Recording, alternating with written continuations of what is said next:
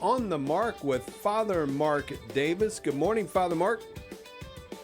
Good morning, Dave, Ron, and Pat. How are all of you today? Great. It's Pat's turn to speak for us. How are we today, Pat? I don't know. That sounds right for That's Monday. a fair Yeah, answer, okay. yeah. We're good. All right. Sums it up.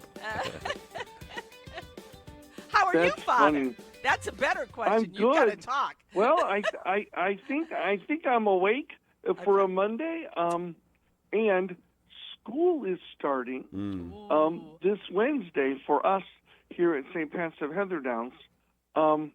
And speaking of school coming back, there were 4 university sophomores taking chemistry, and all of them had an A so far in the course. Now, these 4 friends were so confident that the weekend before finals, they decided to visit some friends and have a big party. They had a great time, but after all the heady partying, they slept all day Sunday and didn't make it back to school until early Monday morning. Now, rather than taking the final then, they decided that after the final was over, they would explain to their professor why they missed it. They said that they had visited friends, but on the way back they had a flat tire. As a result, they missed the final. The professor agreed they could make up the final the next day. The guys were excited and relieved. They studied that night for the exam. The next day, the professor placed them in separate rooms and gave them each the 100-point exam. They quickly answered the first problem worth 5 points. Cool, they thought. Each one in separate rooms thought this was going to be easy. Then they turned the page, and on the second page was written, for 95 points, which tire went flat? Oh, my goodness. Good one. So, in general, that reminds me of the parts in the Gospels where Jesus says to be as gentle as a dove, but cunning as a serpent.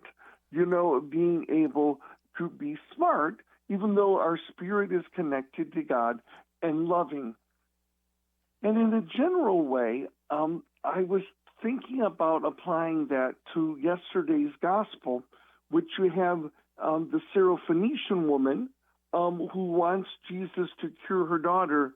And at first he says, that he came to heal and to help the sons and daughters of the house of Israel.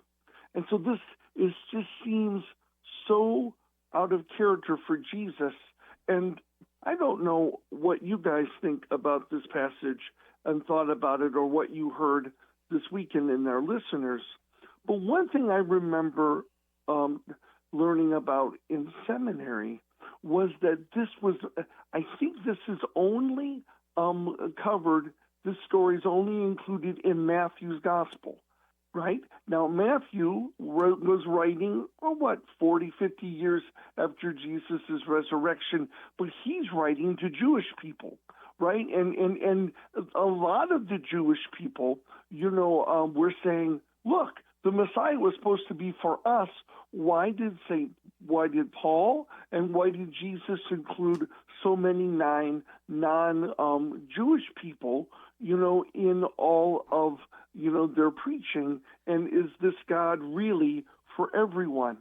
And there's different theories of what, of how this is written and why. But Bishop Barron said that Jesus couldn't have sinned, obviously, and then he said it so that the woman could increase her faith and to be able to keep on being persistent.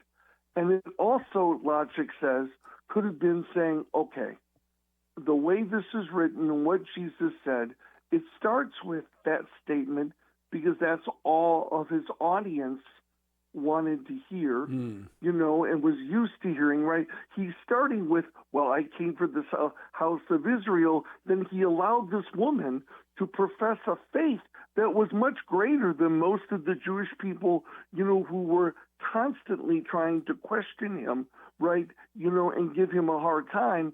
And it showed her faith was so strong. Then he says, because of your faith, then God's going to grant this for you. And I said, I don't know what you guys think, but I thought that was just an interesting way of thinking about how Matthew, as a gospel writer, and Jesus tried to be able to kind of explain how God made all people, and all people, have access to God's grace, especially if they are persistent. Does that make sense to you guys? Yeah. No, I love it. And this statement of faith is so powerful that the Lord leaves it at that. He gives her the last word, right? No correction after that, no comeback after that. Right. He just acknowledges, "Oh, woman, great is your faith. Let it be done for you as you wish." What a testimony to the fact that this woman's belief was actually greater than those who were surrounding him, who thought that Jesus could only minister to one portion of the body, right? Right. And I think we got to remember, I think, that the Jewish faith, which was given to them as a pathway to God and a pathway for faith, just as our Catholic faith, which is, a pathway, right from our bishops or descendants of the apostles of Jesus, it's a pathway to God, that even though we have the right pathway in our head, it still needs faith. Right? Keep on seeking, keep on asking, keep on knocking. It needs our belief and our faith and persistence to open us up to God's grace and healing. And it makes me think, Father, of the story of Jesus being approached and saying, your brothers and your sisters and your mother are outside the gate. And he says, who are my brothers and my sister and my mother? Those are the ones who believe, and who believe better or honored God more than Mary. It seemed like a slight, but in fact, it was a lifting up to say, no one believes like her. No one has faith like her. She's your model. She's my mother, not because of only biological birth, but because of her faith. Right. And if you read any of the scholars that talk about the culture of the Middle East, of Jesus' culture then and now, it talked about the family, the extended family, was the most important. That was their economic safety, and almost controlling, and for him to say, I will bring you family, and sometimes, in our lives now, that when we're following God's call, sometimes people close to us, at least biologically, don't always understand. But if we persist in faith, over time, we find that God will bring us like-minded and like-spirited people to be our family. Love it.